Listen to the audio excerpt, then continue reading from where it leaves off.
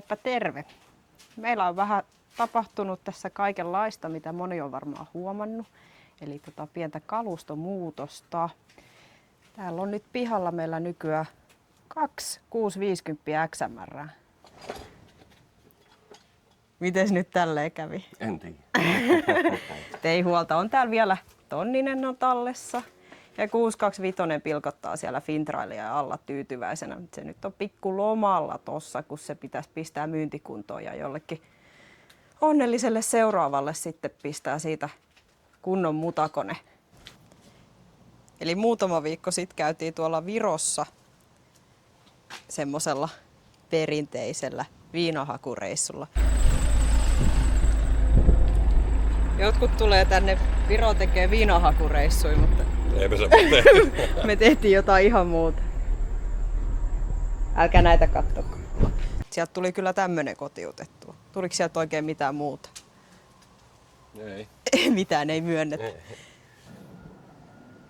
Eli aika samankaltainen laite kuin Juhan laite, joka on tuossa. Juhallahan oli vuosimallia 12-13. Mikä sulla on? 13. 13 650 XMR.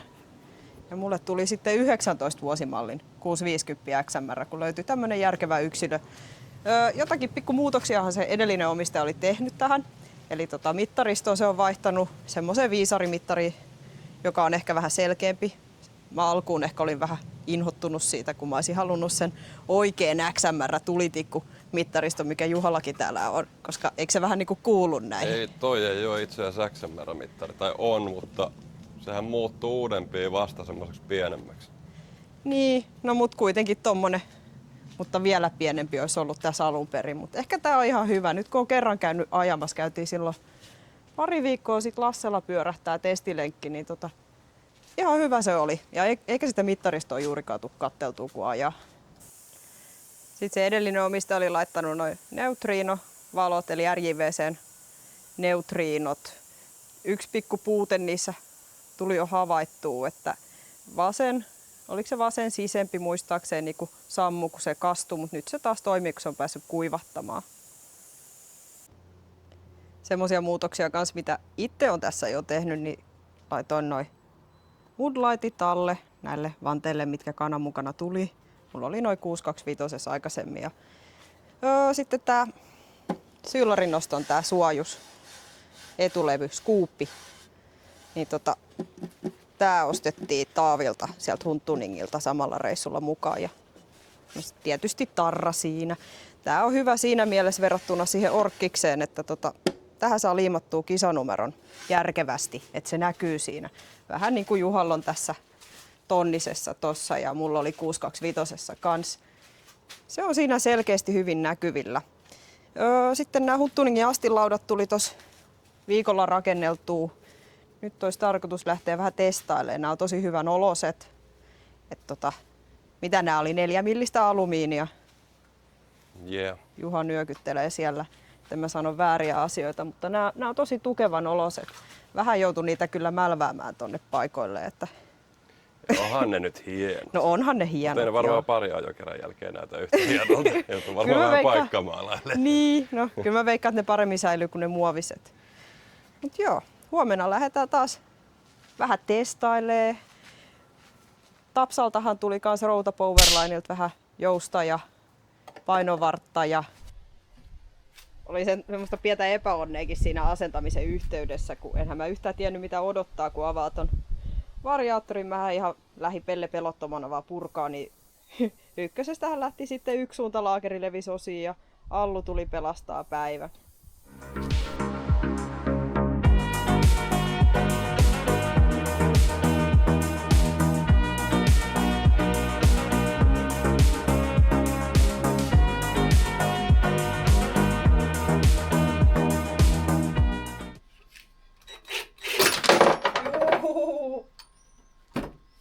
Täältä lensi joku juttu. Mikä on juttu? No tommonen joku sokka tai joku, en mä vittu tajuu. Oho, tää niinku levisi oikeesti.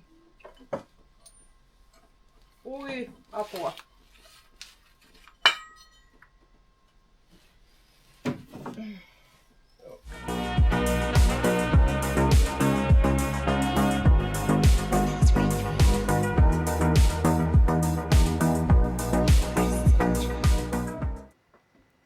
kuten tarkkasilmäisimmät varmaan huomasi tosta, kun mä perkasin tätä variaattoria, niin kävi semmonen pikku accidentti.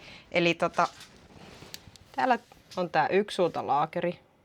Sen alla, tiedoksi vaan kaikille, täällä on tämmöiset holet. Ja siellä sisällä on 2 jousta, tai 1 per puoli, ja sitten tämmönen kuppi. Mulla tuli tai meni sormi suuhun, kun mä löysin yhden tämmöisen kupin tuosta astilaudalta. Sen jälkeen mä rupesin miettimään, että mistä tää on. No hetken päästä löytyi 2 jousta ja sitten niin semmonen pieni hätäpaniikki viesti Tapsalle, että mikä tämä on, mistä se on. Niin sehän ties sanoi, että se on tuolta yksisuuntalaakerin alta, että tiedoksi vaan kaikille kannattaa varautua siihen, että sieltä lentää osia ulos, kun tuon irrottaa. Mähän en sitä edes tahallisesti irrottanut, se vaan pomppasi sen verran ulospäin tuossa. Niin nämä lensi nyt johonkin ja koitetaan nyt joko etsiä se kuppi tai sitten metsästää joltain, jolla on tämmöinen kuppi. Joo. Tiedoks. Kattokaa, kuka tuli pelastamaan päivä. Menisikö koko variaattori? Ei me sitä tarvita, me tarvitaan vaan yksi semmonen pikkuinen kuppi. Ei tarvita.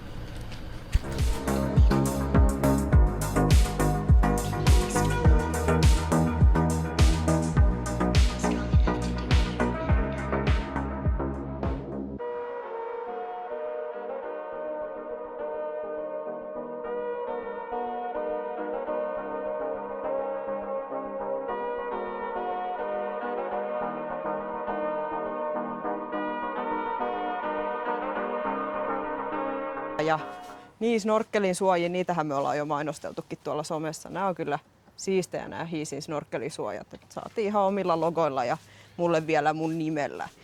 Se on aika tyylikkäät. Ja kestää yhden mönkijän katolleen vetämisen. Niin, Juha käänsi jo katolleensa oman, niin se hyvin pysyy siellä. Ei voi moittia. Mitäs muuta nyt tulee mieleen? Ei mitään. Hiisin vetopiste on sulla Niin, no siellä. Hiisin vetopiste. Näitähän meillä on ollut noissa CF-motoissakin aikaisemmin, että ne on jo hyväksi todettu. Tähänhän oli tehty viimeisen päälle moottorikin. On kuule avarrettu imu- ja pakokanavat ja kannet tehty. Ja no moottori on duunattu. Ei pitäisi ihan heti tulla mitään moottoriongelmiakaan tässä. Että ei tällä paljon ole kyllä ajettu, mutta se oli se edellinen omistaja varmuuden vuoksi halunnut teettää sen. Että no se on sitten oma tarinansa siksi, että minkä takia se on tehty, mutta nyt ainakin pelaa. Ei kalkata ollenkaan. Ei, sehän on vimpan päälle. Se on vimpan päälle.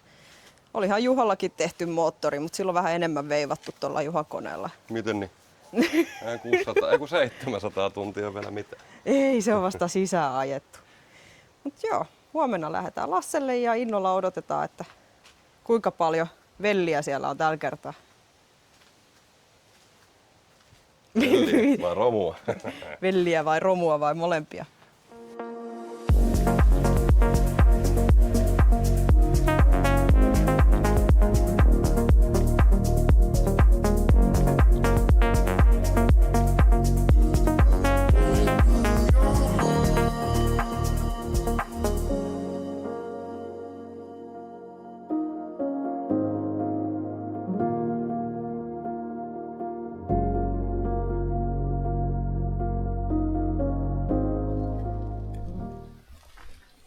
Tultiin Lasselle täräyttää.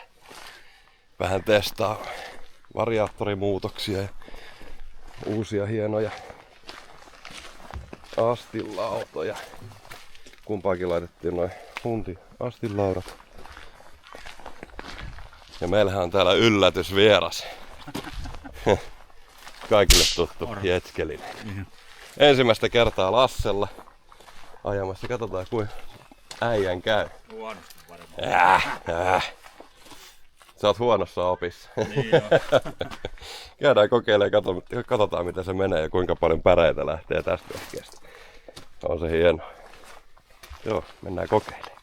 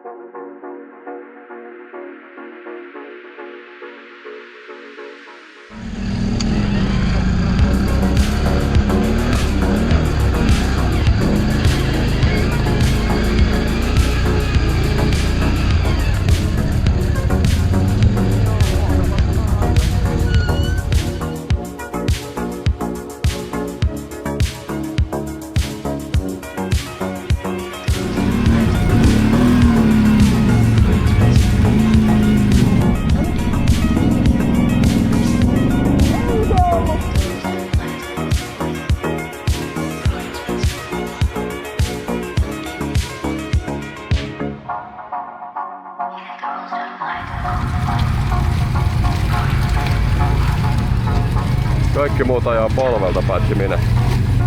Mä uhkaan mun henkeä.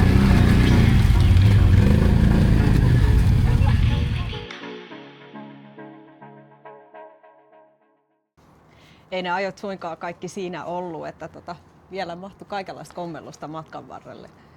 Joo, käydään läpi meidän huippuhetkiä. Niitä kyllä oli. Heti ensi alkuunhan mä ajoin siitä, no aika alussa sillasta ohi. Että oli... Hyvä, että me oltiin päästy edes etenee mihinkään suuntaan. Se ensimmäinen taistelu. Ne sillat oli tosi liukkaita, että mulla oli vähän liikaa vauhtia, niin ei auttanut siinä kohtaa enää minkäänlaiset ohjausliikkeet, kun se puski se mönkiä alas sillalta. Terveys! Sehän oli aika komeasti siinä kallellaan. Vähän saattoi neitiä naurattaa siinä. Ehkä minuakin hieman. Miten tämä on mahdollista? Mutta oli se. Joo, on se mahdollista.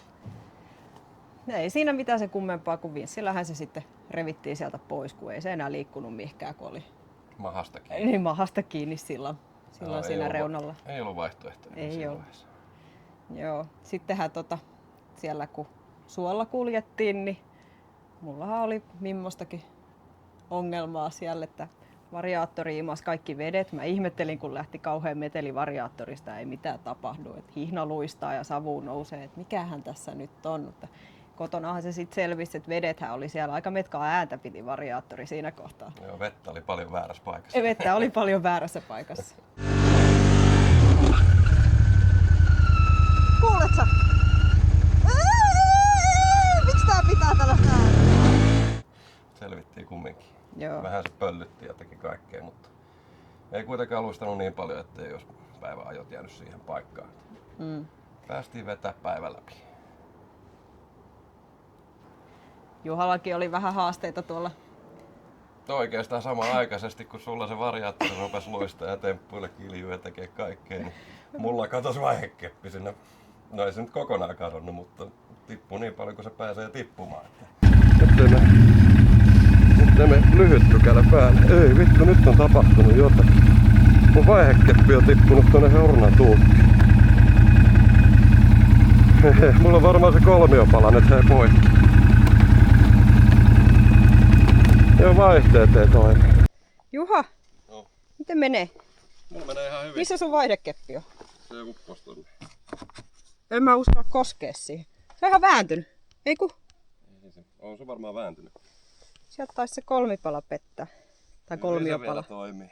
Pärjätään. Mikä tää nyt tuli, mutta syyhän selvisi. Ja sekin oli kohtuu alkumatkasta, niin tää muovinen Kanamin hieno kolmiopala meni poikki. Mutta oli pienimuotoista taistelua vaihtaa niitä vaihteita. Mut ajettiin loppupäivä silti sillä. Hyvinhän se meni.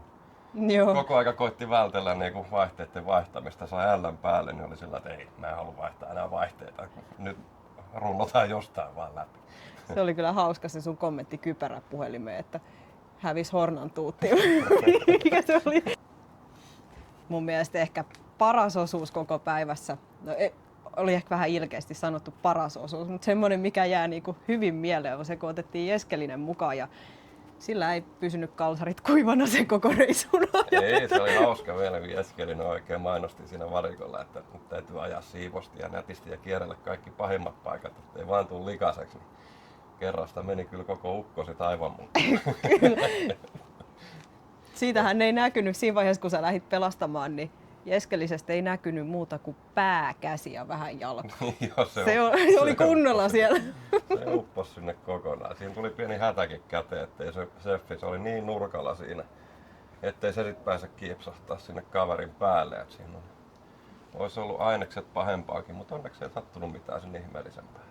Joo, se oli vielä semmoinen hankala kohta, että mä katsoin, kun Juha ajaa sinne, että tuosta ei enää kukaan ajaa, että kun Juhakin vajosi siitä, siinä on semmoinen niin kuin jyrkkä reuna, niin Juha vajosi sinne sitten ja katsoin, että mun on ehkä järkevämpi vaan vinssata se seuraava oja siitä ja tapella se läpi, että ei tosta kukaan mennyt. Ei siinä kovinkaan kauan mennyt, kun katsoin sitten, että Jeskelinen menee sinne, että nyt käy huonosti ja niinhän siinä kävi.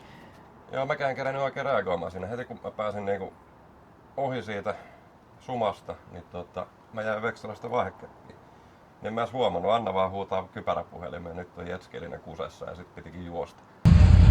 Ui, Seppi kaatuu. Hei, Jetskelinen tippu. Nyt on äijä vittu määk.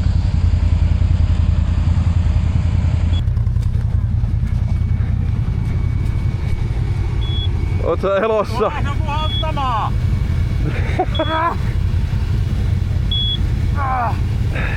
Perkele!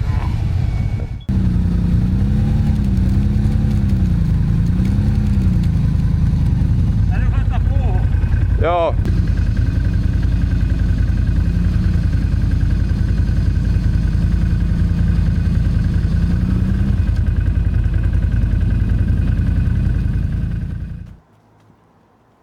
Muutenhan sit päästiin vailla kommelluksia melkein loppupätkäisiin, mitä on sen ihmeellisempää ollut.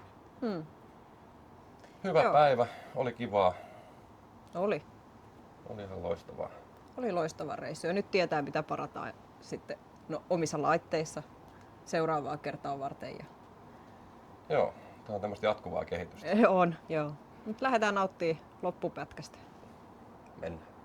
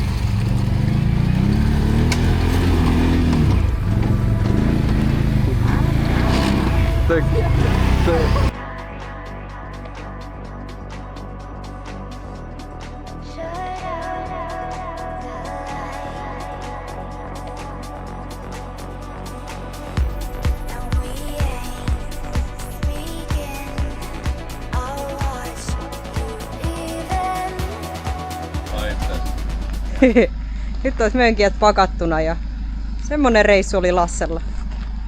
Joo, testattiin vähän variaattoriromuja noissa meidän vehkeissä ja vähän pienimuotoista hienosäätöä vielä tarvii. Topsaan täytyy olla yhteydessä. Ja sittenhän meillä on yllätysvieras mukana, Jetskelinen. Ottakaa kanava seurantaa YouTubessa ja joka paikassa, missä nyt ikinä ei Joka ole. paikassa jo. Tupeeseen ja TikTokissa. Joo, miltä maistui Lassi? Kyllä se ihan hyvältä maistui. Oli vaihtelevaa ja yksi viikkoja vähän haastavampaa. Ei välttämättä ihan vakiopyörille, mutta Ei. kyllä siellä pääsee kierteleekin. Että mukavaahan siellä on ja on riittävän haastava. Joo, hauskaa oli. Vehkeetkin on sen näköistä, ne joutuu pesee. Joutuu korjaakin. Joo, no vähän se joo. Joo. Kuuluu lajiin. Joo, vaihteiston vivusta meni poikki. Vähän Joo. oli soppakauha toi namnami, mutta Mulla on vähän remmin kanssa ongelmia. Ja... joo. No, nää on näitä. Nää on näitä. Peli on kova, jokseenkin rehellistä. Ja toikin Juuso laittoi meille viestiä tuossa muutama viikko takaperin ja kysyi, että haluat päästä meidän kanssa ajamaan ja järjestettiin se, että jos siellä on muitakin halukkaita, niin miksei järjestetään. Ei tää ole ensimmäinen kerta, kun me ollaan aloittelijoiden kanssa täällä, että Juuso on nyt jonkun verran kokemusta, ettei tarvinnut ihan niinku liedassa vetää tuolla. Juuso on jo paremmin kuin mä monessa paikassa. Että... Tuuri peliä ei saa Joo. lottoa tehdä enää. Parit stuntitkin tuli heitettyä. Kyllä. Joo, Jos himottaa, niin järjestetään, laittakaa viesti. joo Me lähdetään tack och adjö. pesään.